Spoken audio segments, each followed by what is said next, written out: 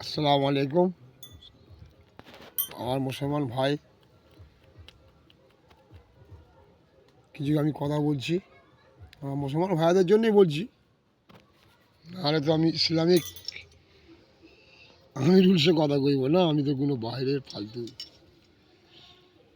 আমরা থাকি না। তওবা। কথা হচ্ছে এইটাই,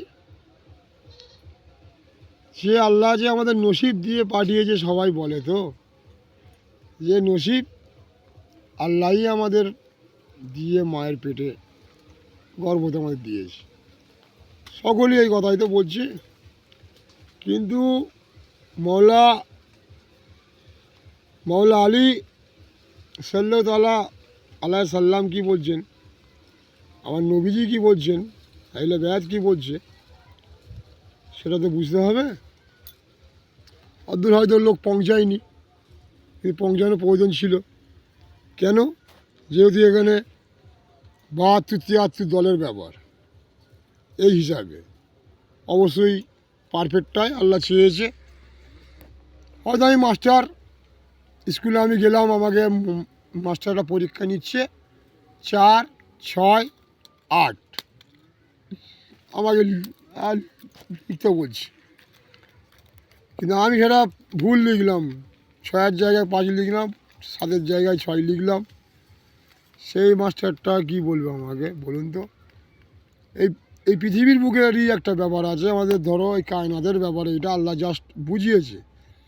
এখানে যে কালে চলে না, তাহলে আমার কাছে কী করে চলবে? এক দোয়া আছে, যেমন একটা ছাগলকে বাইনে, একটা পশুকেও বাইনে আল্লাহ মানুষকে শিক্ষা দিয়েছে। যেমন হাবিল কাবিল যখন দুজনে ঝামেলা করে ইন্তেকাল হয়ে গেল, পর্দা নিয়ে নিল, তখন ওই কাক এসে শেখাল। এইরকমই সব ব্যাপার, একটু বুঝতে হবে সবাইকে। তো যাক, हाथ में कड़ी पाँव में कड़ी टूटी हुई तकदीर वो अल्लाह ने माँ का गोश्त से भेजा था, और तकदीर को पूरा करने के लिए पूरा वर्ल्ड में कायनात को रखा है, पूरा कायनात में अल औलाद को रखा है मेरा नबी का। हिंदुस्तान में ख्वाजा साहब को रखा है, ख्वाजा साहब हिंदुस्तान में सबको बुला के तकदीर बना देता है। बात यही है, बात सॉलिड बात यही होगा, ठीक है।